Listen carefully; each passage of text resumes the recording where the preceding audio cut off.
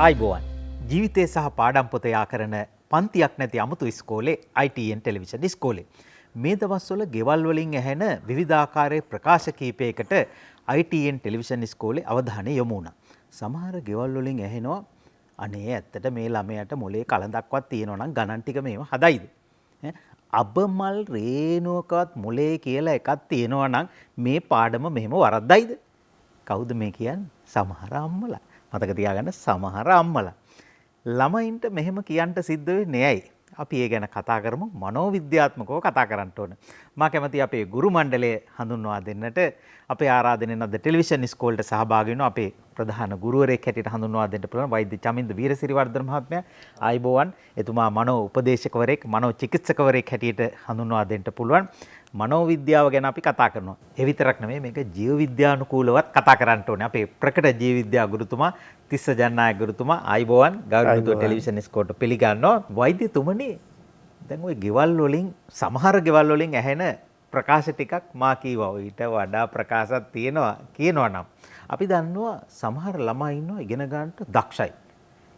කියන වැඩේ හරියට කරනවා. සමහරුන්ගේ වැඩේ වරද්දන එකම තමයි. සමහරු ටිකක් වරද්දනවා, සමහරු ගොඩක් වරද්දනවා. හොඳට ඉගෙන ගන්න ළමයි ඉන්නවා කියන දේ අහන්නේ නැහැ. ඒ වගේම හොඳට කියන දේ අහලා ඉන්න ළමයි ඉන්නවා ඉගෙන ගන්න බෑ.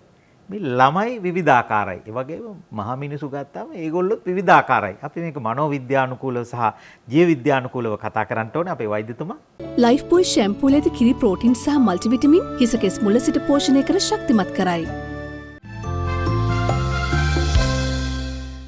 ලයිෆ් බොයි ෂැම්පූලේදී කිරි ප්‍රෝටීන් සහ මල්ටිවිටමින් හිස කෙස් මුල සිට පෝෂණය කර ශක්තිමත් කරයි. මම හිතනවා අද සියලුම දෙනාට අද අලුත් විදිහකට මේක ඉදිරිපත් කරන්න තමයි අපි උත්සාහ කරන්නේ. දැන් මම මෙතන පෙන්නලා තියෙන්නේ දැන් මේ අපේ මොලේ යම්කිසි ව්‍යුහයක් කොහොමද මේ මානසික ගැටලුවක් නැත්තම් යම්කිසි උත්තේජයකට ප්‍රතිචාර සකස් කරන්නේ කොහොමද කියන එක තමයි අපි අද මේ පින්තූරේ පෙන්නලා තියෙන්නේ. දැන් ඇත්තටම මේ අපේ මොලේ මොකද්ද කරන්නේ? අපේ මොලේ මොකද්ද කරන්නේ? අන්න ඒක අපි පොඩ්ඩක් කල්පනා කරලා බලමු. ඇත්තටම මොලේ කරන්නේ යම්කිසි උත්තේජයකට විවිධ උත්තේජ අපේ මොලේට යනවා. ඒ උත්තේජවලට මොලේ කරන්නේ මොකද්ද? විවිධ ප්‍රතිචාර හදනවා. දැන් හසන්ත මහත්තයා කිව්වා දරුවෙක් ගිහිල්ලා මේ ගණන් පාඩම් කරන්න හදනවා. ඒතර එයා ගණන් පොතට හොඳට අවධානය යොමු කරලා ටික වෙලාවකින් අපිට පේනවා ෆෝන් එක ගහනවා. එහෙම නැත්නම් වතුර බොන්න ගිහිල්ලා ෆ්‍රිජ් එක අරගෙන චොක්ලට් කනවා. නේද? එසා අපි දකිනවා අර සමහර ළමයින්ට ඒ අදාළ උත්තේජයේ ගියාම ඒකට හදන ප්‍රතිචාරය වැරදි විදිහට හැදෙනවා, ගැළපෙන්නේ නැති විදිහට හැදෙනවා, Tamanට හානි කර විදිහට හැදෙනවා, අනිත් අයට හානි කර විදිහට ප්‍රතිචාර හැදෙනවා. ඒ නිසා දැන් අපිට ඇත්තටම දැන් අපේ මොලේට යන උත්තේජය අපිට පුළුවන් නම් එයාට ඵලදායී ලෙස, අනිත් අයට ඵලදායී ලෙස, සමාජයට ඵලදායී ලෙස මේක හදාගන්න මං හිතනවා අපිට ඔය මානසික ගැටලු ප්‍රශ්න රෝග අඩු වෙන්න ඕන. දැන් මේක සිද්ධ වෙන්නේ කොහොමද? මේක සිද්ධ වෙන්නේ කොහොමද කියන කාරණාව තමයි අපි අද කතා කරන්න හදන්නේ. ඉතින් ඉස්සෙල්ලම මං කැමති උදාහරණයක් ගමු. දැන් මොලේට උත්තේජයක් යනකොට මොලේ තියෙන යම්කිසි පද්ධතියක්. ඒකට අපි සාමාන්‍යයෙන් වචනයක් පාවිච්චි කරමු ප්‍රජානනය. නැත්නම් අපි කම්පියුටර් භාෂාවෙන් කිව්වොත් Central Processing Unit එකක් තියෙනවා. CPU එකක්. ඒක සාමාන්‍යයෙන් මේ මොලේ නළල හරිය තමයි වැඩිපුර මේක තියෙන්නේ. එතකොට දැන් මොලේ කරන්නේ මොකද්ද? මේ උත්තේජය ගන්නවා මේ නළල කොටසට. අරගෙන යා මේ උත්තේජයට ගැළපෙන ප්‍රතිචාරයක් හදනවා. දැන් මේ ප්‍රතිචාරය හදනකොට තව එක එක්කෙනා මේකට දැන් මොලේ තියෙන තව පද්ධති මේකට උදව් කරනවා. දැන් උදාහරණයක් විදිහට අපි හිතමු අපි ගම්මු ඔන්න දැන් මේ ඊයේ පෙරේද අපි කතා බහට ලක් කරානේ අපි අර දරුවෝ තරුණ වයසේ ඉන්න දරුවෝ දෙන්නෙක් ප්‍රේමයට විරුද්ධ වුණා කියලා ගඟට පැන්නා. ඒ දරුවෝ දෙන්නම මිය ගියා. ඉතින් මේක ලොකු ඛේදවාචකයක්. අපි මේ උදාහරණය ගමු. දැන් ඔන්න යම්කිසි සිද්ධියකට මොලේ මුහුණ දෙනවා. ඉන්පුට් එකක් නැත්තම් උත්තේජයක් යනවා මොලේ ඇතුළට දෙමව්පියන් ප්‍රේමයට විරුද්ධ වෙනවා. ඒතර දෙමව්පියන් ප්‍රේමයට විරුද්ධ වෙනකොට මොලේ මොකද කරන්නේ? ඒ උත්තේජයේ මොලේ ඇතුළට අරගෙන මේක ප්‍රොසෙස් කරනවා. නැත්තම් මේක සකස් කරනවා ප්‍රතිචාරය. දැන් මේ දරුවන්ගේ දෙන්නගේම මොළවල මේ ප්‍රතිචාරය සකස් වුනේ සීඩි විනසා ගැනීම පැත්තට බර කළා. ඒක තමයි අපි මාධ්‍යවල දැක්කේ. හැබැයි මේක මීට වඩා ඵලදායී ලෙස විසඳගත්තා නම් ළමයි දෙන්න හිතනවා මේ නෑ ඉතින් මේ අම්මලා විරුද්ධයි අපි මේක මේ බලහත්කාරයෙන් කරන්න ඕනේ අපි තාම පොඩි වයසේ ඉන්නේ අපිට තව කල් තියෙන ඕවා ගැන හිතන්න අපි දෙන්න එකතු වෙලා හොඳට ඉගෙනගෙන පස්සේ ඕක කල්පනා කරමු කියලා හිතුවනම් අද ඒ ළමයි දෙන්න තාමත් ජීවත් වෙනවා. හැබැයි ළමයි දෙන්නට බැරි වුණා එහෙම හිතන්න. ඒ ළමයි දෙන්නගේ මොලේ පෙළඹුණේ සියදින නසා ගන්න පැත්තට. ඒතර මොලේක එහෙම වෙන්නේ ඇයි? එහෙම වෙන්නේ ඇයි කියන එක තමයි අද මම හිතනවා මේ ටෙලිවිෂන් ඉස්කෝලේ හරහා අපි පැහැදිලි කරන්න උත්සාහ කරන්නේ. දැන් මම ඉස්සෙල්ලත් කිව්වා මොලයක් යම්කිසි උත්තේජයකට ප්‍රතිචාරයක් සකස් කරනකොට තව පද්ධති කීපයක් මේකට සම්බන්ධ වෙනවා කියලා. දැන් ඔන්න එක පද්ධතියක් තියෙනවා අපේ මේ චිත්ත වේග. ඉමෝෂන්ස් කියලා අපි කියනවා. මේ මෙතන මම පෙන්නලා තියෙනවා පොඩි කෑල්ලක් පේනවා ඇති මේ රතු පාටට. මේකට ඇත්තටම කියන්නේ ඇමිග්ඩලා කියලා. මේක මොලේ තියෙනවා මේ තියෙන්නේ ලිම්බික් පද්ධතිය. එතකොට මේ ලිම්බික් පද්ධතියේ තියෙනවා චිත්ත වේග. දැන් මොකක් හරි අපි හිතමු දැන් මෙතෙන්ට ණයෙක් එනවා. දැන් ණයා එනකොට ඒ ණයා කොයි වගේද ණයා කෑම මොකද කියලා දැන් මේ CPU එකේ තියෙන යම්කිසි chip එකක්. මෙතන තියෙන පොඩි chip එකක්. ණයා ඇහෙන් ඇවිල්ලා උත්තේජයේ වදිනකොටම මේ chip එක පත්තු වෙනවා. ඒ chip එක පත්තු වෙනකොට මේ පැත්තෙන් චිත්ත වේග සපෝට් කරනවා. බය හදලා පපුව ගැහෙන්න අරන් දාඩිය දාලා ඇස් ලොකු වෙලා අපි දුවනවා. ඒ නිසා හැම වෙලේම මේ චිත්ත වේග පද්ධතියත් මේකට සම්බන්ධයි. හැබැයි අපේ දරුවෝ හිතුවොත් මේ සමහර චිත්ත වේග වැඩිපුර මේකට આવොත් දැන් අපි අර දරුවෝ ගම් දැන් ප්‍රේමයට විරුද්ධ වුණාම ඒ ළමයාගේ මේ CPU එක ඇතුලේ මේ වැඩේ කරනකොට ඔන්න දැන් චිත්ත වේග වැඩිපුර ඇවිල්ලා. මැරෙමු අපි අත කපා ගම්මු එහෙම නැත්නම් ගහ ගම්මු ඒ පැත්තට චිත්ත වේග එනවා. ඒතකොට දැන් අර මේ ප්‍රතිචාරය හදනකොට චිත්ත වේග වැඩිපුර ඇවිල්ලා තමයි මේ ප්‍රතිචාරය හැදෙන්නේ. එතකොට ප්‍රතිචාරය ඵලදායී නෑ. දැන් අපි හිතමු මෙන්න මෙතනදී හසන්ත මහත්තයා තියෙනවා මේ EQ කියලා සංකල්පයක්. චිත්ත වේග බුද්ධිය. අපි හිතමු අපේ ඉන්න දරුවන්ගේ චිත්ත වේග බුද්ධිය හොඳට හදලා තිබුණා නම් පොඩි කාලේ හරි ළමා කාලේ හරි ඒ ළමයාට හැකියාවක් තියෙනවා මේ මොලේ ප්‍රතිචාරය සකස් කිරීමේදී ඒකට ගැළපෙන පරිදි චිත්ත වේග ටික මෙතෙන්ට ගලපන්න. චිත්ත වේග ටික ගානට ගලපලා ගන්න. අන්න එතකොට ප්‍රතිචාරය හොඳ ලස්සනට එන්න පටන් ගන්නවා. නමුත් අවාසනාවකට අපේ රටේ ගොඩක් අයගේ මේ චිත්ත වේග බුද්ධිය යම් ප්‍රශ්න තියෙන්න පුළුවන්. ඊළඟට හසන්ත මහත්තයා තව කොටසක් තියෙනවා මේ ජීවන කුසලතා කියන. දැන් අපිට තියෙනවා විවිධ කුසලතා. දරා ගැනීම ඊළඟට අපේ sannivedanaya කෙනෙක් එක කතා බහ කරන එක නායකත්වය sannivedana කුසලතා සභාවක කතා කරන එක. ඒතර ඒ වගේ කුසලතා අපි පුරුදු පුහුණු කළත් මේ මොලේ තැන් තැන් වල තියෙනවා. ඒතර මේ දත්ත මොලේ ප්‍රොසෙස් කරනකොට ඒ ජීවන කුසලතාත් අපිට උදව් කරනවා. ඒ වගේම තමයි තව වැදගත් එකක් තමයි සාමාන්‍ය බුද්ධිය. IQ කියලා අපි හඳුන්වනවා. දැන් බුද්ධියත් මේකට සම්බන්ධ වෙනවා. දැන් අපි හිතමු සඳ මහත්තයා වුණා දැන් අපේ හොඳ දරුවෙක් ඉන්නවා ගණන් වලට හොඳ දක්ෂයි. හැබැයි යා ගණන් හොඳට කරගෙන ගිහිල්ලා ටික දවසක් යනකොට ගණන් වලින් අයින් වෙලා දවස පුරාම මේ ෆෝන් එකක් තියාගෙන ගේම් ගහනවා. දැන් මොකද උනේ? දැන් එයාට ගණිතයේ පැත්තට හොඳට දක්ෂතාවය තිබුණට එයාගේ චිත්ත වේග සහ ජීවන කුසලතා සහ මේ CPU එක දැන් හොයාගෙන තියෙනවා සඳ මහත්තයා දැන් මේ CPU එකේ තියෙනවා ක්වොලිටිස් ගොඩක්. ඒ කියන්නේ දැන් මේක ඇතුලේ තියෙනවා යම්කිසි කුසලතා ටිකක් ඒවට කියනවා මොලේ විධායක ක්‍රියා කියලා. ඒ විධායක ක්‍රියාවලිනුත් සපෝට් එකක් දෙනවා මේ ප්‍රතිචාරය හදනකොට. දැන් අපි තුමේ ළමයාගේ තියෙනවා ආවේග පාලනය, චිත්ත වේග පාලනය, අර පිළිවෙලට වැඩ කිරීම, සංවිධානාත්මකව වැඩ කිරීම කියලා මේක ඇතුලේ තියෙනවා ක්වොලිටිස් ටිකක්. සමහර ළමයි ඉන්නවා ඒ ක්වොලිටිස් උත් හරියට වැඩිලා නැහැ. ඒ නිසා අපි අද දකිනවා මේ සමාජයේ මෙන්න මෙහෙම අසම්පූර්ණ ලෙස සංවිධානය වෙච්ච මොළ තමයි මේ අපිට විවිධ ගැටලු ඇති කරන්නේ කියලා. ඉතින් ඒ නිසා මේ ඒ කියන්නේ හරියට ඩෙවලොප් නෑ. ඒ කියන්නේ සමහර අය ඉන්නවා IQ එක හොඳට හැදිලා තියෙනවා. චිත්ත වේග බුද්ධිය අඩුයි. සමහර අයගේ ජීවන කුසලතා හොඳයි, චිත්ත වේග බුද්ධිය අඩුයි, බුද්ධිය අඩුයි. එතකොට ඔන්න ප්‍රොසෙසින් එක අවුල් වෙනවා. සමහර අය ඉන්නවා CPU එක හොඳයි ඊටු ටික අවුල්. දැන් අපි දැකලා තියෙනවා මහාචාර්යවරු ඉන්නවා සමහර මහාචාර්යවරු IQ එක හොඳට තියෙනවා ඊටු කෑලි ඔක්කොම අවුල්. ඉතින් මෙන්න මෙහෙම මිනිස්සෙක් ගත්තාම අර මේ උත්තේජයට ගැළපෙන හොඳ ප්‍රතිචාරයක් හදන්න නම් අපි හිතනවා මනෝවිද්‍යාත්මකව මෙන්න මේ මොලේ සමස්ත දියුණුව සිද්ධ වෙන්න ඕන කියලා.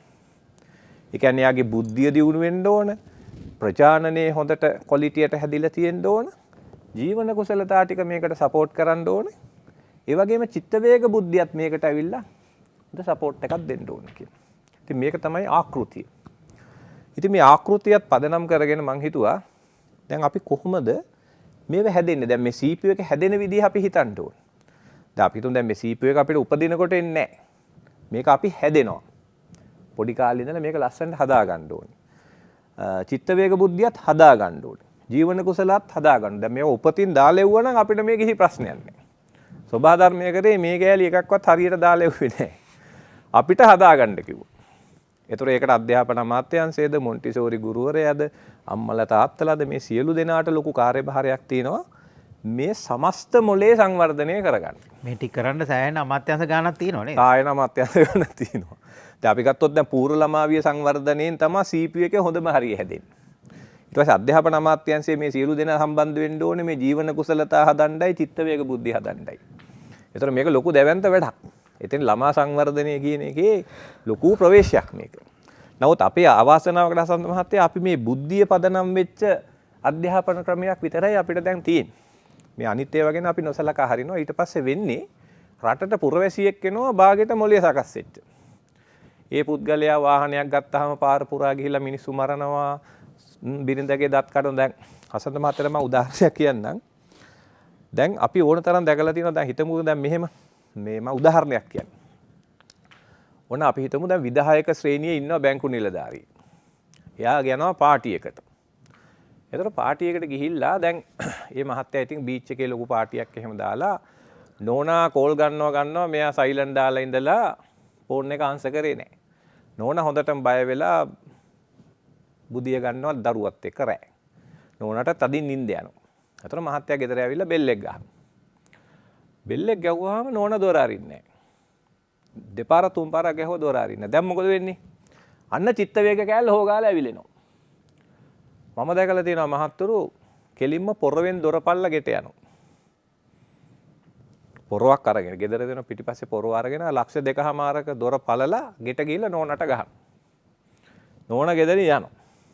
හැබැයි මේ මහත්තයා ගත්තාම එයාට අපි හිතමු එයාට තියෙන්න පුළුවන් අර කියන උපාධි ෆස්ට් ක්ලාස් ඔක්කොම තියෙන්න පුළුවන්. හැබැයි පොරවෙන් දොරපල්ලා ගෙට ගිහිල්ලා නෝනට ගහනවා වැඩේ. තමන්ගේ වැරද්ද අවබෝධ වෙන්නේ නැහැ. හේතුව දැන් එයාගේ බුද්ධිය හොඳට තියෙන නිසා එයා හොඳ උපාධි ටිකක් ලබා ගත්තා. හැබැයි එයාගේ චිත්ත වේග බුද්ධිය අඩුයි. CPU එකේ මොන හරි අවුල් තොගයක් තියෙනවා. එතකොට හිතන්නකෝ දැන් මෙන්න උත්තේජා මොලේට යනවා මම පරක් වෙලා ගෙදර ආවා නෝනා දොර ඇරියේ නැහැ. මේක තමයි සිද්ධිය. ප්‍රතිචාරය හැදුවේ මොකද්ද? පොරෝකින් දොරපල්ලා ගිහිල්ලා ගැහුවා. හැබැයි උපාධි ටික ගැලුවාම ලොකු උපාධි තෝගයක් තියෙනවා. ඉතින් මේ වගේ හසන්ත මහත්තයා මම කියන්න උදාහරණ ලක්ෂයක් මේ සමස්ත මොලේ සංවර්ධනය නොවීමේ විපාක. අපේ රටේ ඕන තරම් උදාහරණ තියෙනවා. පාර්ලිමේන්තුව ඇතුළට ගියත් උදාහරණ තියෙනවා නේද? අපේ ආයතනයකට ගියත් උදාහරණ තියෙනවා. අමාත්‍යාංශයක් ඇතුළට ගියත් උදාහරණ තියෙනවා.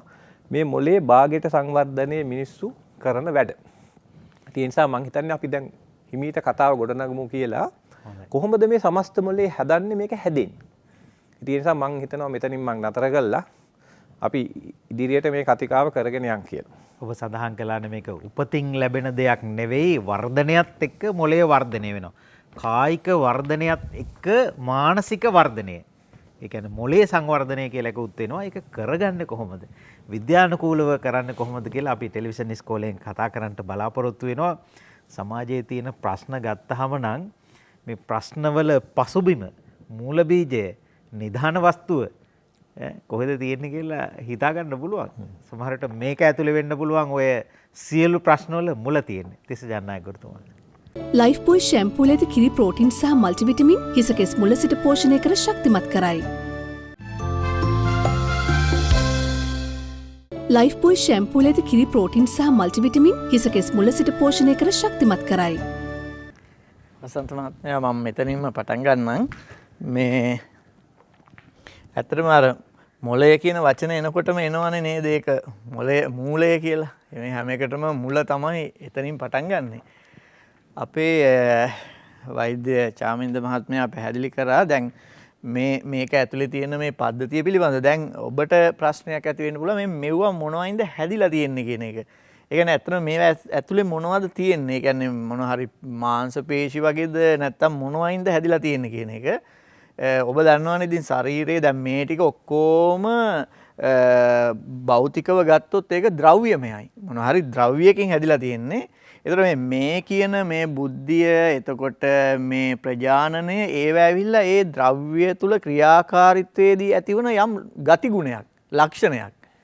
එතකොට මේ ද්‍රව්‍යයන් හැදිලා තියෙන්නේ මොනවයින්ද කියලා ගත්තොත් මේක හැදිලා තියෙන්නේ සෛල වර්ග දෙකක් තියෙනවා මේකේ ප්‍රධාන වශයෙන් නියුරෝන සෛලයි නියුරෝග්ලියා සෛලයි කියලා.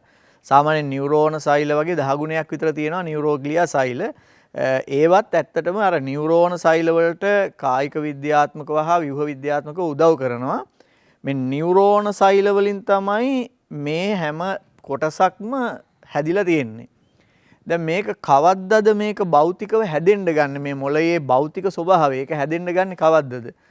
ඒක හැදෙන්න ගන්න අපේ ජීවිතයේ ආරම්භක අවස්ථාවේ ඉඳන්.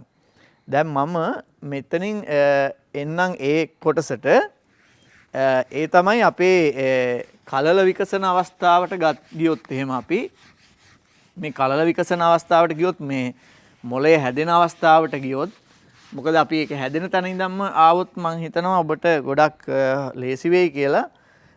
ඒ තමයි මෙහෙම අපි ජීවියෙක් සාමාන්‍යයෙන් හැදෙන්නේ නැත්තම් මේ කලලයක් හැදෙන්නේ මෙහෙම මවගෙන් එනවා ඩිම්බයක්. එතකොට පියාගෙන් එනවා ශුක්‍රාණුවක් මෙහෙම මේ දෙක පෑහෙනවා. සංසේචනය කියලා කියන්නේ ඒකයි.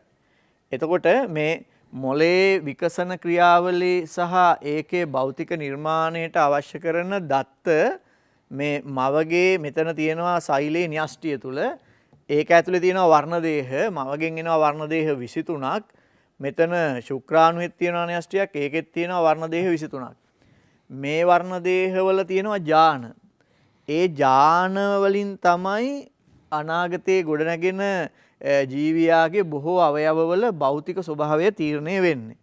ඒතර මෙහෙම වෙලා ඇති වෙනවනේ මෙන්න මෙහෙම කලලයක් මේ යුක්තාණුව කියලා අපි මේකට මුලින්ම කියන්නේ යුක්තාණුව. මෙහෙම මේ දෙක සංසේචනය වෙලා තමයි ඇති වෙන්නේ. ඊට පස්සේ මේක බෙදිලා හැදෙනවා සෛල ගොඩාක් මේ වගේ. මෙහෙම. ඒ සෛල හැම එකක්ම ඊට පස්සේ විවිධ කාර්යයන් සඳහා හැඩගැහිලා අවසානයේ තමයි මෙහෙම ජීවියෙක් විකසනය වන තත්වයට එන්නේ. එතකොට එහෙම එනකොට මේ ජීවියාගේ දේහයේ හැම කොටසක්ම මේ සෛල විභේදනය වෙලා එක එක සෛල බවට පත් වෙලා තමයි නිර්මාණය වෙන්නේ. ඒතර මොළය ඇති වෙනකොට අපිට මෙහෙම කියන්න පුළුවන්. කලල මොළය. ඒතර ඒ කලල මොළයේ තියෙනවා කොටස් තුනකට බෙදෙනවා. ඒ තමයි పూర్ව මොළය, මධ්‍ය මොළය සහ අපර මොළය කියලා. මෙහෙම බෙදිලා ඒකෙන් තමයි මේ పూర్ව මොළයෙන් ඇති වෙනවා මස්තිෂ්කය කියන කොටස ඊළඟට හයිපොතැලමස්, තැලමස් ආදී කොටස් ඇති වෙනවා. එතකොට මධ්‍ය මොළයෙන්ුත් විවිධ කොටස් ඇති වෙනවා. ඊට පස්සේ අපර මොළයෙන් ඇති වෙනවා අපි දන්න ඔය අනුමස්තිෂ්කය කියන එක. එතකොට වැරෝලි සේතුව සුසුම්නා ශීර්ෂකයේ වශයෙන් මොළය විභේදනය වෙවි වර්ධනය වෙනවා කලල විකසනයත් එක්ක. එතකොට උපදින අවස්ථාව වෙන විට අපි අර කලින් රූප සටහනේ යන්ද වගේ සම්පූර්ණ මොළය විකසනය වෙලා තියෙන්නේ. මම මේ කිව්වේ මොළයේ විකසනය වෙන ආකාරය කලල විකසන අවධියේ ඉඳන් මේ මොළය එක සෛලයකින් පටන් අරන් ටික සෛල ගාන වර්ධනය වෙලා උපදින අවස්ථාව වෙන විට නියුරෝන සෛල බිලියන ගානකින් යුක්ත වෙනවා. එතකොට ඒ මොළය ඇතුලේ අපි බලමු ඊළඟට ඔය කියන නියුරෝන සෛල කොහොමද පිහිටන්නේ කියලා. දැන් මම මෙහෙම දල රූප සටහනක් ගන්නම් මෙහෙම. දැන් මේක ඇතුලේ ගත්තොත් එහෙම මෙහෙම නියුරෝන සෛල තියෙනවා මේ විදිහට. ඒවා තවත් නියුරෝන සෛල සමග මෙහෙම සම්බන්ධයි. මේ විදිහට. මෙහෙම. එතකොට දැන් මේ වගේ ඒවා අති විශාල සංඛ්‍යාවක් තියෙනවා. ලොකු නෙට්වර්ක් එකක් මේකේ දකින්න ලැබෙනවා. මෙහෙම මේ විදිහට. හරි. එතකොට මේවාට අපි කියනවා මෙන්න මේවට කියනවා උපාගම කියලා. මේවට අපි කියනවා නියුරෝන කියලා. එතන මම මෙහෙම කීපයක් ඇන්දට මිනිසාගේ මොළය නිර්මාණය වීමේදී මෙවැනි නියුරෝන සෛල බිලියන සංඛ්‍යාවක් දායක වෙනවා. ඒ වගේ මේ නියුරෝන අතර පවතින උපාගම කියන ඒවත් අති විශාල සංඛ්‍යාවක් දැකිය හැකි වෙනවා. එතකොට මේ එක නියුරෝන සෛලයක ඉඳන් මෙහෙම ඊළඟ නියුරෝන සෛලයට මෙහෙම ආවේග ගමන් කරන්න පුළුවන්. ඒ විදිහේ ලොකු ස්නායු සෛල වලින් සමන්විත විශාල ජාලගත පද්ධතියක් තමයි අපි මේ මොළය කියලා හඳුන්වන්නේ. එතකොට දැන් අපි මුල් රූප සටහනේ අපේ වෛද්‍යතුමා විසින් හඳුන්වලා දෙනකොට කිව්වා මොළයේ විවිධ කොටස් තියෙනවා කියලා. එතකොට ඒ එක කොටස් විවිධ කාර්යයන් සඳහා දායක වෙනවා කියලා. ඒ මොන කොටස් තිබුණත් මොන කාර්යයන් සඳහා දායක වුණත් ඒවා මූලික වශයෙන් හැදිලා තියෙන්නේ මේ නියුරෝන සෛල වලින්. එතකොට මේ නියුරෝන සෛල අතර තියෙන උපාගම මුලදී සක්‍රියව දැන් ලදරු අවස්ථාවේ පවතින මොළය තුල ඒ නියුරෝන සක්‍රිය වෙලා නියුරෝන වල උපාගම සක්‍රිය වෙලා පවතින ගාන අඩුයි. එතකොට ටික මොළය වර්ධනය වෙද්දී ඒ කියන්නේ මොළය ඇත්තටම මේ ඉපදුනාට පස්සේ මොළය වර්ධනය වෙනවා කියලා අපි අදහස් කරන්නේ මේ නියුරෝන සෛලයේ ටික ඒකේ විකසනය වැඩි වෙන අතර ඒ නියුරෝන සෛල අතර පවතින උපාගම වල ක්‍රියාකාරීත්වය නැත්නම් ක්‍රියාකාරී වන උපාගම සංඛ්‍යාව ටික වැඩි වෙනවා. එතකොට ඒ උපාගම ටික ක්‍රියාත්මක වෙලා මේක ඇතුලේ මේ කියන භෞතිකව මේ වැදගත් වෙන මේ පද්ධතිය හැදෙද්දී බාහිර පරිසරයෙන් මේ දරුවාට ලැබෙන සාධක මේකේ ක්‍රියාකාරීත්වය සඳහා බලපානවා. ඒක තමයි වැදගත්ම කරුණ වෙන්නේ. ඒ කියන්නේ පූර්ව ළමාවිය යෞන්විය වගේ අවදිවලදී මේ මොළය තවදුරටත් විකසනය වෙමින් පවතින්නේ. නැත්නම් අපි කියනවා ඩිවෙලොපින්. ඒ කියන්නේ මොළය සංවර්ධනය වෙමින් පවතින්නේ. ඒ කියන්නේ ඒකේ අදහස මේ නියුරෝන සෛල තවදුරටත් විකසනය වෙනවා. ඒකේ තියෙන උපාගම සංඛ්‍යාව වැඩි වෙනවා. ක්‍රියාකාරී වන උපාගම සංඛ්‍යාව වැඩි වෙනවා. ඒ නිසා ඒ කාලය තුල එයාගේ සමාජ පරිසරයෙන් පෞල් පරිසරයෙන් එයාට ලැබෙන දේවල් අනුව මේ නියුරෝනවල ක්‍රියාකාරීත්වයේ වෙනසක් සිද්ධ වෙනවා. අන්න ඒක තමයි අපි අර උපතින් පස්සේ මොළයේ වර්ධනය කියලා කියන්නේ. නැත්තම් එහෙම නැතුව මේ මොළයේ ප්‍රමාණය විශාල වීම නෙමෙයි. මොකද එයා අන්තිමට බලපුවාම ඕනෑම කෙනෙක්ගේ මොළයේ ආසන්න වශයෙන් සමාන ප්‍රමාණයක් තමයි තියෙන්නේ. නමුත් එක එක්කෙනාගේ ක්‍රියාකාරීත්වය වෙනස්. සමහර කෙනෙක්ගේ යම් ප්‍රදේශයක නියුරෝන සෛල හරහා උපාගම ගමන් කරන මේ ප්‍රමාණය වැඩි. තව ප්‍රදේශයක උපාගම සක්‍රියතාවය අඩුයි. ඒතර ඒ සක්‍රිය වීමේ ප්‍රමාණය මත තමයි මොළයේ ක්‍රියාකාරීත්වය රඳා පවතින්නේ. දැන් උදාහරණයක් විදිහට අපි ගත්තොත් එහෙම අපි අපේ බුද්ධිය හා සම්බන්ධ අභ්‍යාස ඒ වගේ අභ්‍යාස කරන්න අපි හිතන්න අර ඒ බුද්ධිය හා සම්බන්ධ ඒ ප්‍රදේශයේ නියුරෝන අතර තියෙන උපාගම වල සක්‍රියතාවය ටික වැඩි වෙන්න ගන්නවා. දැන් අපි ඒක නොකර හිටියොත් එහෙම සමහර විට ඒක සිදු වෙන්නේ නැහැ. ඒතර ඒ විදිහට අර ඉස්සෙල්ලා අපි පෙන්නවා චිත්ත වේග සම්බන්ධයෙන් බලපාන කොටසක් තියෙනවා. එතකොට ප්‍රජානනයට බලපාන කොටසක් තියෙනවා. එතකොට බුද්ධිඵලයට බලපාන කොටසක් තියෙනවා. ජීවන කුසලතාවලට බලපාන කොටසක් තියෙනවා.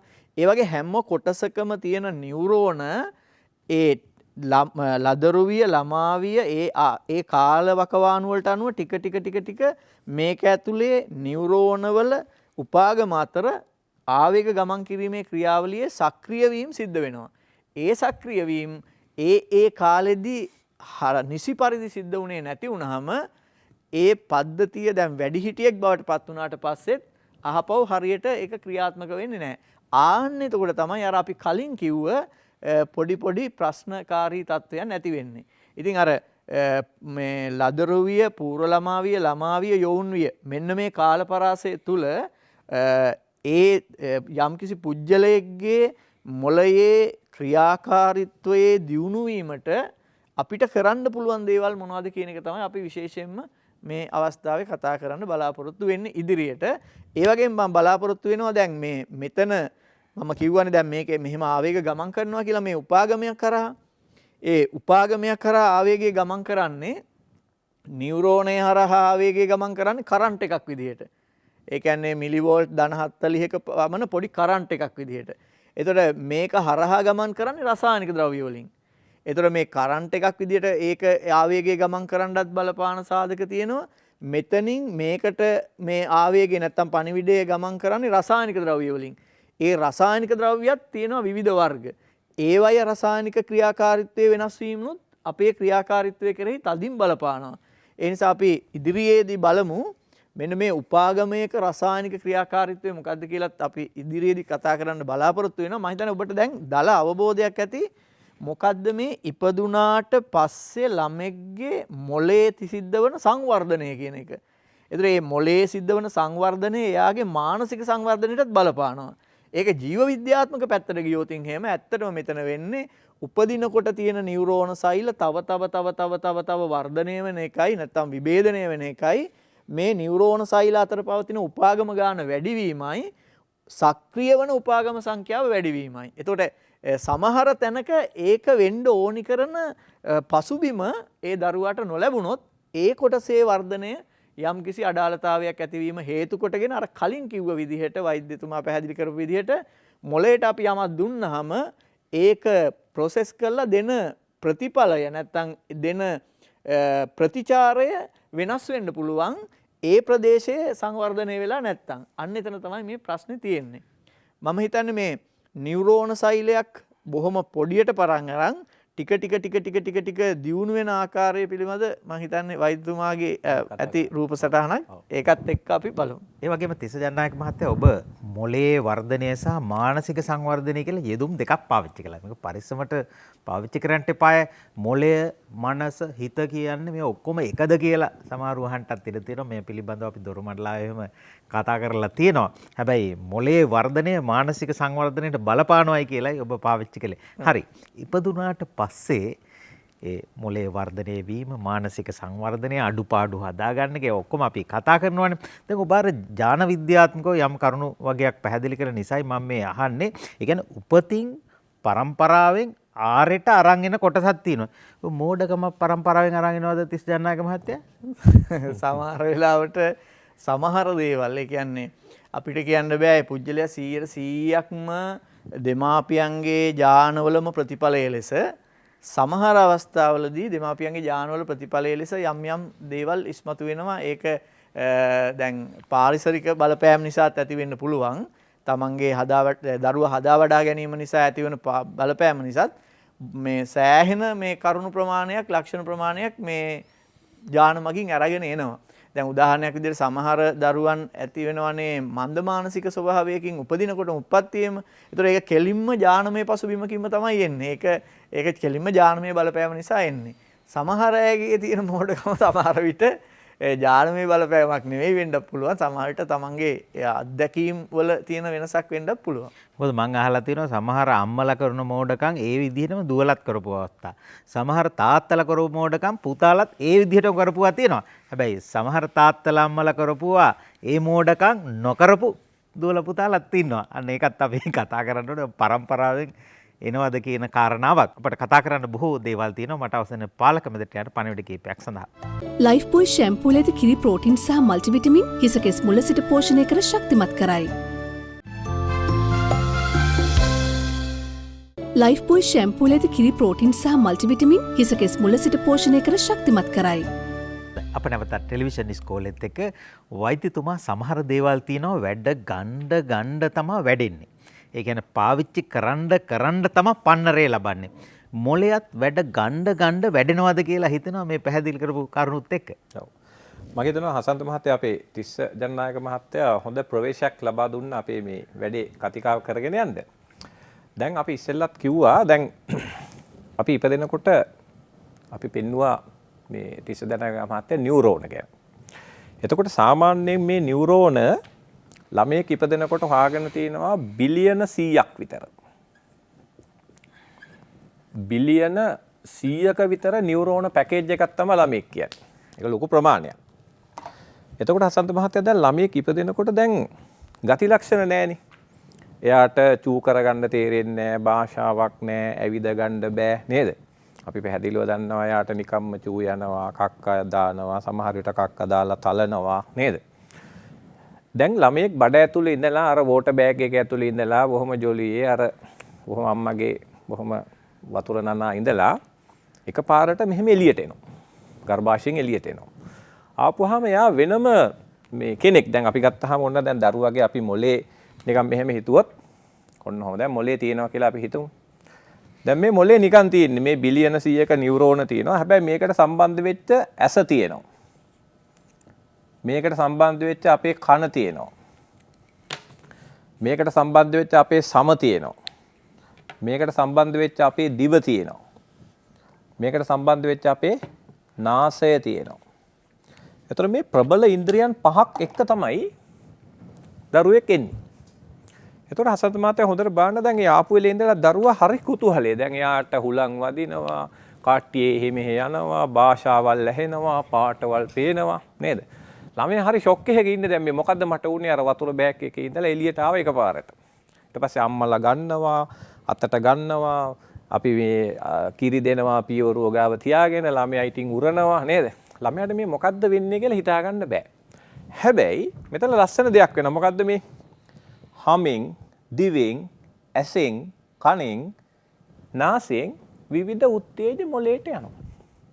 එහෙම මොලේට යනකොට හසන්ත මහත්තයා දැන් මම රූපයක් පෙන්වන්නම් මගේ ලැප්ටොප් එකට යොමු වුණොත් මෙහෙම තමයි ඔය ස්නායු ශෛලිය තියෙන්නේ. ඇත්තටම අපි ඉපදෙනකොට ඔන්න ඔහම තමයි අපේ ස්නායු ජාලය තියෙන්නේ. හරි පොඩි ජාලයක් තියෙන්නේ. හැබැයි මේ උත්තේජ මෙහෙන් යන්න මොකද වෙන්නේ? ඇත්තටම බලන්න හසන්ත මහත්තයා අපි ඉපදෙනකොට මොලේ බර ග්‍රෑම් 333ක් විතර තියෙනවා. දැන් මොලේ උද්දීපනය වෙනවා. බාහිරින් එන උත්තේජත් එක්ක මොලේ උද්දීපනය වෙනවා. මං හිතන්නේ ඒ උද්දීපනය වෙනකොට මොකද වෙන්නේ? මෙන්න මේ නියුරෝන ශෛලය විශාල වෙනවා. දැන් මම ඒක රූප සටහන් පෙළකින් අපි පෙන්නමු ආපහු අපේ ලැප්ටොප් එකට ගිහිල්ලා දැන් පේනවා ඇති මේ තියෙන්නේ රූපේ. ඔය තියෙන ආරම්භක රූපේ. දැන් මේක ටික ටික ලොකු වෙන්න ගන්නවා. මේ දැන් බලන්න. දැන් ළමයා එහෙ මෙහෙ බලනවා දේවල් අල්ලනකොට මේ ස්නායු ශෛලය විශාල වෙනවා. මේ තියෙන තව විශාල වෙනවා. දැන් මේක ගහ වගේ බෙදෙනවා. විශාල වෙනවා මේ ශෛලය. දැන් මොකද වෙන්නේ? ඔන්න පේනවා ඇති මේක ලොකු සම්බන්ධ වෙනවා මේ තියෙන උපාගමේ. දැන් මේක තමයි හසන්ත මහත්තයා දැන් ළමයෙක් ඉපදෙනකොට තියෙන අර ස්නායු ජාලය. දැන් මේ ජාලය ඇතුලේ තියෙන බොහොම පොඩ්ඩයි අර ගති ලක්ෂණ. ඒ කියන්නේ යාට නිකන් අම්මගේ කිරි ටික උරා ගන්න පුළුවන්, අතපය හොල්ලන්න පුළුවන් වගේ පොඩි කෑලි ටිකක් තියෙනවා. හැබැයි යා ඉන්ද්‍රියන් පහත් එක්ක මේ මෙවලම් ටිකත් එක්ක පරිසරයත් එක්ක හොඳට උද්දීපනය කරනකොට මොකද වෙන්නේ? අර තොරතුරු මොලේට එනවා. භාෂාවල් ඇහෙනවා, කීකේව එනවා. එතකොට මොකද වෙන්නේ? මේ නියුරෝන ශෛල යම්කිසි රටාවන්ට සංවිධානය වෙනවා මෙහෙම. එක එක රටාවන්ට සංවිධානය වෙලා අර එළියේ තියෙන උත්තේජ විවිධ ආකාරයට හඳුන ගන්නවා. දැන් ඔන්න හිතන්න භාෂාව සංවිධානය කරගන්නවා. එයා වචන සංවිධානය කරගන්නවා. එයා හැඟීම් පාලනය කරන්න ටික ටික ඉගෙන ගන්නවා. හිතන්නකෝ දැන් අම්මා ඔන්න කිරිදීදී ඉඳලා එකපාරට හොද්ද පොඩ්ඩක් කරවේගෙන එනකොට අම්මා ටක් ගාලා ළමයාව දාලා දුවනවා මේ හොද්ද හැදි ගන්න. දුවනොත් දැන් ළමයා බැලුවා මට දැන් කිරි උරනවා දැන් නැහැ. ඒතකොට ළමයි කෑ ගහනවා. ඔන්න ටික වෙලාවක් යනකොට ළමයාට හැඟීමක් එනවා මට ඕන හැටියට කිරි බොන්න හම්බෙන්නේ නැහැ කියලා. ඒතර පළවෙනි වතාවට ඔන්න ළමයාට පොඩි අත්දැකීමක් ආවා මට මේ කිරි බොන්න තියෙන ආසාව පාලනය කරන්න වෙනවා කියලා. ඊට පස්සේ ඔන්න ළමයෙක් චූ දාලා තලනවා. අම්මලා ඇවිල්ලා කියනවා පුතා එහෙම තලන්න එපා මේ සාලේ මැද්දේ චූ දාන්න එපා කියලා. අපි ටික ටික මේ පවිත්‍රාතා පුහුණුව කියලා අපි මේකට කියන්නේ টয়ලට් ට්‍රේනින්. ඒතකොට ළමයෙකුට සිද්ධ වෙන ඔන්න සංස්කෘතියට යටත්ව සදාචාරයට යටත්ව තමන්ගේ ක්‍රියාකාරකම් මෙහෙවන්න. ඒතර මේ සියලු දේවල් ස්නායු පරිපතවල සංවිධානය වෙනවා. මම රූප වලින් පෙන්නන්නම් ඒක. දැන් ඔන්න අපි ආයෙ යමු වුණොත් මේ තියෙන ටිකක් ඔන්න හොඳට භාෂාව දියුණු වෙලා දැන් කක්ක දාන එක පාලනය කරන්න පුළුවන්. දැන් ළමයා කෙලින් නැගිටිනවා. එහෙ මෙහෙ ඇවිදිනවා. දේවල් හඳුනා ගන්නවා, අම්මා වඳුර ගන්නවා, තාත්තා වඳුර ගන්නවා මේ පරිපතය ඇතුළේ. දැන් බලන්න මේක තවත් ඕගනයිස් වුණා. දැන් පේනවා ඇති මේක සාල විදියට දැන් මේක ඕගනයිස් වෙලා. දැන් මේක ඇතුලේ ගොඩක් දේවල් තියෙනවා. සමහරට වචන 10000ක් 15000ක් පාඨවල් යාගේ ගණන් හැදීමේ හැකියාව මෙන්න මේ විදිහට හසන්ත මහත්තයා මේක ඇතුලේ කුසලතාවයන් අපේ තියෙන චාලක කුසලතාවයන් භාෂා මේ සියල්ල මේක ඇතුලේ තියෙනවා. දැන් ඔබතුමා මගෙන් ප්‍රශ්නයක් ඇහුවා අර නිතර භාවිතා කරනකොට මොකද වෙන්නේ කියලා. ලයිෆ් බොයි ෂැම්පූල ඇති කිරි ප්‍රෝටින් සහ මල්ටිවිටමින් හිසකෙස් මුල සිට පෝෂණය කර ශක්තිමත් කරයි. ලයිෆ් බොයි ෂැම්පූල ඇති කිරි ප්‍රෝටින් සහ මල්ටිවිටමින් හිසකෙස් මුල සිට පෝෂණය කර ශක්තිමත් කරයි. දැන් මං හිතන්නේ මේක හරිය වැදගත් මාතෘකාවක්. දැන් හසන්ත මහත්තයා මෙහෙම ප්‍රශ්නයක් තියෙනවා. දැන් මේ මොලේ හැදෙනකොට අපි ඉස්සෙල්ලත් කතා කරා මොලේ තියෙනවා අර යම්කිසි උත්තේජයක් එනකොට ඒ උත්තේජයට අර ප්‍රතිචාරය හැදෙන විදිහට අපේ CPU එක නැත්තම් ප්‍රජානනය හදා ගන්න ඕනේ.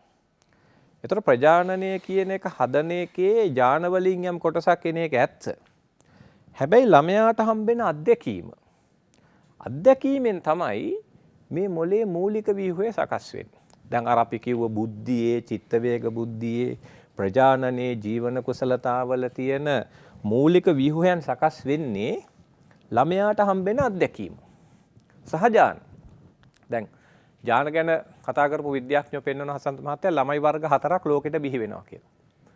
ඒකේ වර්ග 4ක් තියෙනවා. දැන් හසන්ත මහත්තයාත් මේක දැකලා ඇති.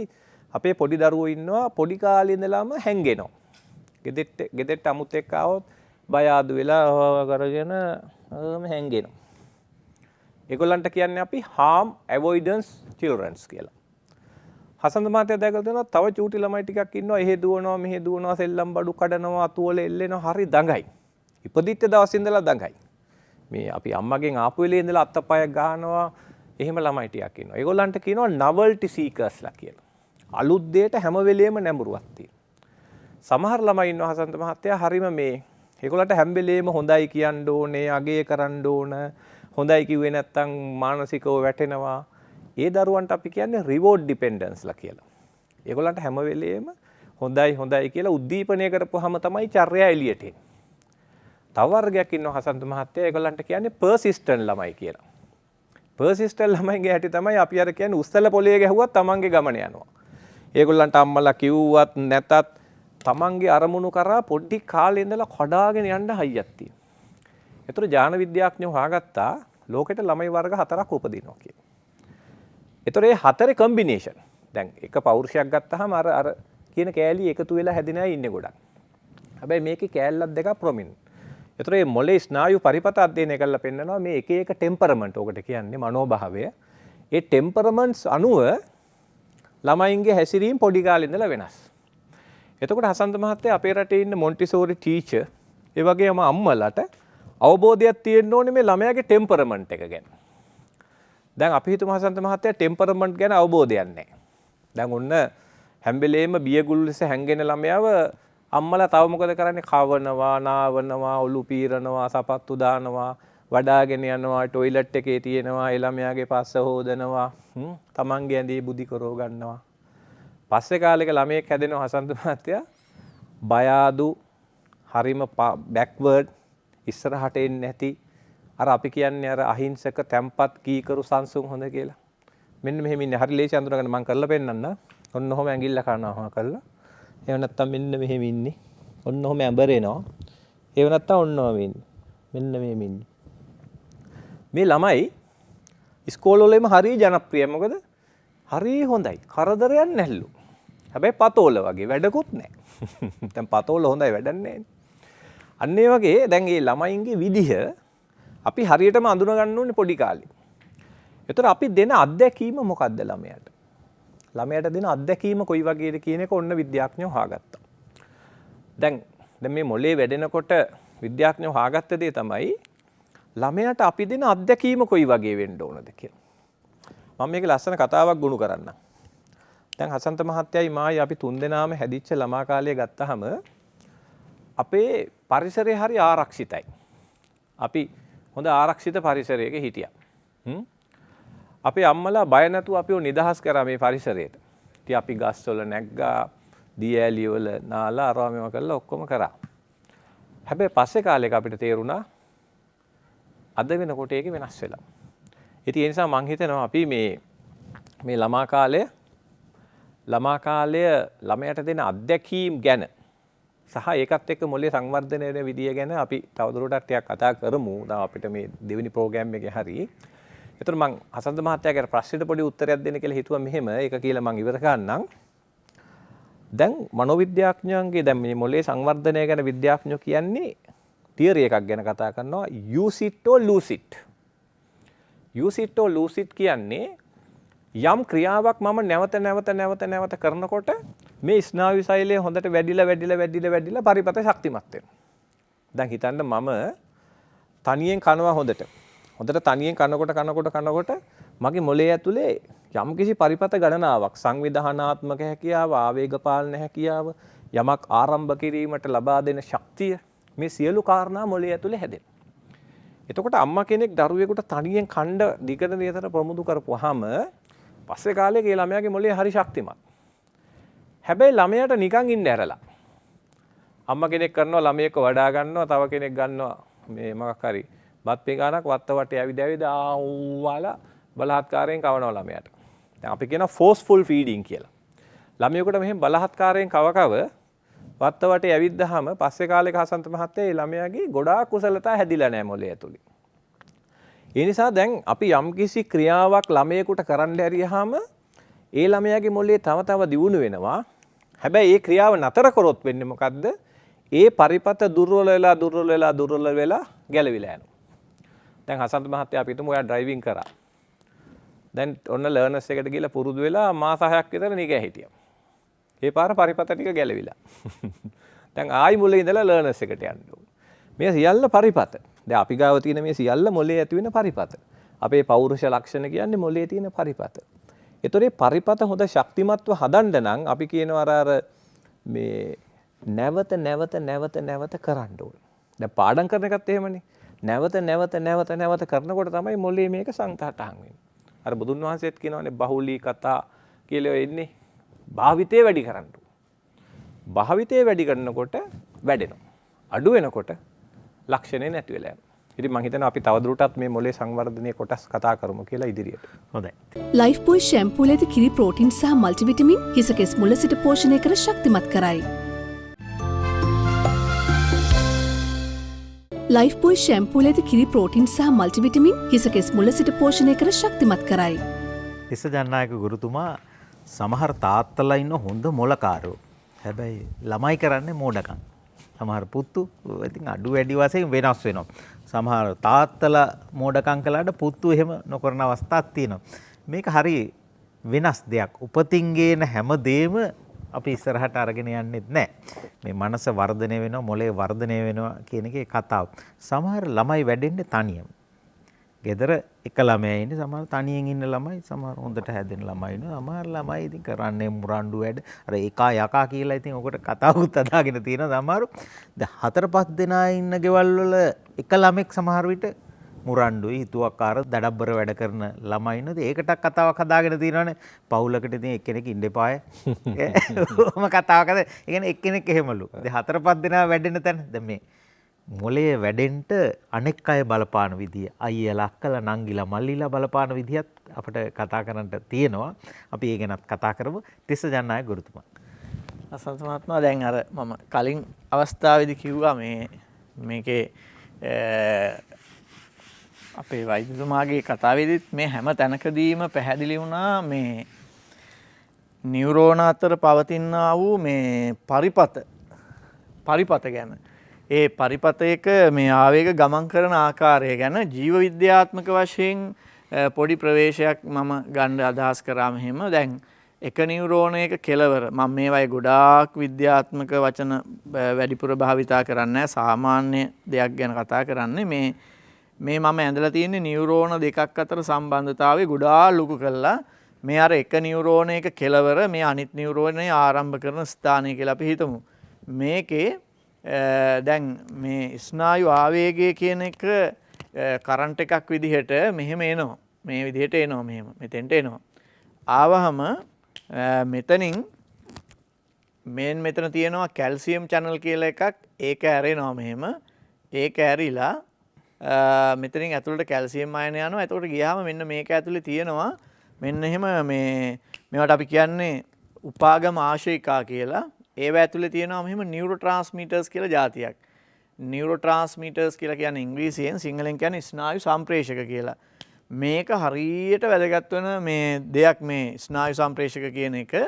එතකොට ඒක මෙහෙම ඇවිල්ලා මෙන්න මේ පටලයට සම්බන්ධ වෙලා ඔහොම මේ ආශිකාව ඒකේ අර තියෙන නියුරෝට්‍රාන්ස්මිටර්ස් එහෙම නැත්නම් ස්නායු සම්ප්‍රේෂක කියන ටික මේ විදිහට නිදහස් වෙනවා. එහෙම නිදහස් වුණාම මේ ඊළඟ නියුරෝනයේ මේ තියෙන ප්ලාස්ම පටලයේ මත තියෙනවා මෙන්න මේ වගේ විශේෂ ප්‍රතිග්‍රාහක ස්ථාන කියලා જાතියක් මෙන්න මෙහෙම අර නියුරෝණයෙන් නිදහස් කරපු පළවෙනි නියුරෝණයෙන් නිදහස් කරපු මේ ස්නායු සම්ප්‍රේෂක කියන ඒවා මේකේ තියෙන අර විශේෂ මධ්‍යස්ථානයකට ඇවිත් මෙතනින් බැඳෙනවා මෙහෙම. ඒ බැඳීමත් සමගම මේ ඇතුළට අයන ගමන් කරන්න පුළුවන් මාර්ගය විවෘත වෙනවා. එහෙම විවෘත වුණාම මේ එළියේ තියෙන සෝඩියම් අයන වැනි සමහර අයන ඇතුළට එනවා. මම මෙහෙම දාන්නම් සෝඩියම් ධන අයන. ඇතුළට ආවට පස්සේ මෙතන ඉඳන් තමයි ආපහු ස්නායු ආවේගයේ කරන්ට් එකක් විදියට පටන් අරගෙන මෙහෙම යන්නේ. ඒතර මම නැවත කිව්වොත් එහෙම මෙතෙන්ට එනවා මිලිවෝල්ට් ධන 40ක විතර වගේ ස්නායු ආවේගයක් කරන්ට් එකක්. ඒකෙන් පස්සේ මේක ඇතුළට කැල්සියම් ධන දෙක ආයන ඇතුල් වෙනවා. ඇතුල් වෙලා මේ උපාගම ආශිකා කියලා කියන්නේ ඒවා සක්‍රිය වෙනවා.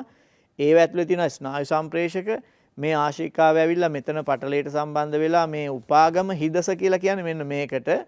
මේ උපාගම හිදසට ඒ නියුරෝට්‍රාන්ස්මිටර් එක එහෙම නැත්නම් ස්නායු සම්ප්‍රේෂකය නිදහස් කරනවා. ඒ නිදහස් කරන ස්නායු සම්ප්‍රේෂකය මෙන්න මෙතන විශේෂ මධ්‍යස්ථානයකට හයි වෙනවා. හයි වුණාම අයන ඇතුළට ගමන් කරන්න පුළුවන් මාර්ග විවෘත වෙලා මේ එළියේ තියෙන ධන අයන සෝඩියම් ධන අයන වගේ ඒවා ඇතුළට ඇවිල්ලා පටලය තුල නැවතත් මෙතන ඉඳන් හට ගන්නවා අර මම කිව්ව විද්‍යුත් ආවේගය. ඒ විදිහට තමයි මේ නියුරෝන දෙකක් හරහා ආවේග ගමන් කිරීම සිද්ධ වෙන්නේ. එතකොට මෙතන ඉඳන් අහපව් මේ මිලිවෝල්ට් ධන 40ක කරන්ට් එකක් තමයි යන්නේ. ඒතර ඔය විදිහට මේ එක තැනක් මම මේ පැහැදිලි කරේ මෙවැනි රසායනික ද්‍රව්‍ය හරහා ආවේග ගමන් කරන ස්ථාන දැන් අපි හිතුවන් අපි කලින් සඳහන් කරන්නේ බිලියන 100ක් තියෙනවා පමණ තියෙනවායි කියලා දරුවෙක් උපදිනකොට නියුරෝන සෛල ඒ එක නියුරෝන සෛලයක තියෙනවා දහස් ගාණක් මේ වාගේ ඒ උපාගම අපි මට කියන්නේ උපාගම කියලා හරි ඒ උපාගම දහස් ගාණක් තියෙනවා ඒවා හරහා තමයි මේ විදිහට රසායනික ද්‍රව්‍ය හරහා ආවේග ගමන් කරන්නේ මේ රසායනික ද්‍රව්‍ය නැත්තම් අපි මේකට කියනවා ස්නායු සම්ප්‍රේෂක කියලා මේ ස්නායු සම්ප්‍රේෂක වර්ග ගණනාවක් තියෙනවා එකක් තමයි ඩෝපැමින් එතකොට දෙවෙනි එක සෙරටොනින්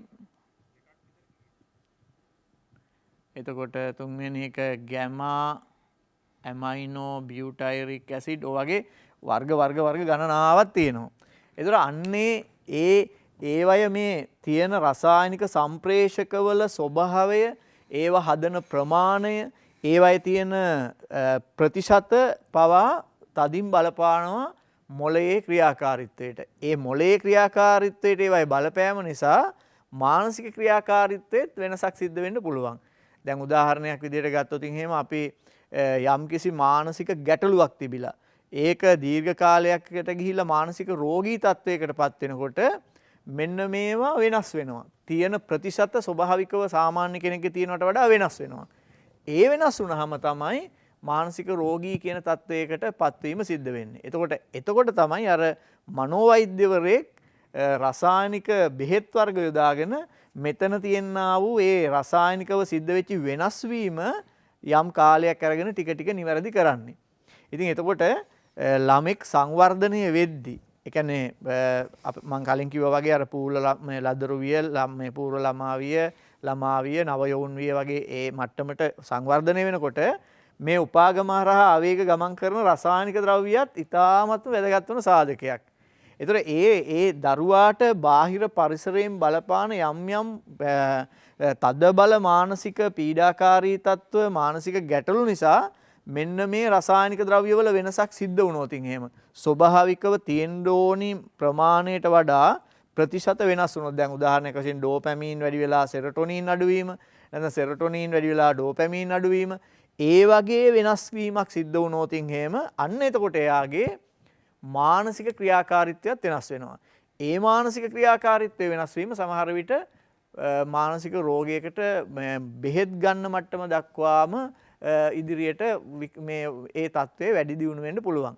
ඉතින් ඒක නිසා මේ ඇත්තටම කෙනෙක්ගේ මොළයේ ක්‍රියාකාරීත්වයේ කෙරෙහි ඒ මොළයේ නියුරෝන සෛලවල උපාගම හරහා ආවේග සම්ප්‍රේෂණය වන ක්‍රියාකාරීත්වයේ කෙරෙහි බාහිර පරිසරයෙන් ඒ පුජ්‍යලයා මත එල්ලවන සමාජ ආර්ථික ඒ වගේ ගැටලු එතකොට අධ්‍යාපනය නිසා ඇතිවන අධික පීඩාකාරී තත්ත්ව අධ්‍යාපන තරඟකාරීත්වය නිසා ඇතිවන නොසන්සුන් බව ඒ වගේ දේවලුත් මත මොළයේ ක්‍රියාකාරීත්වයේ රසායනික ක්‍රියාකාරීත්වය වෙනස් වෙන්න පුළුවන්.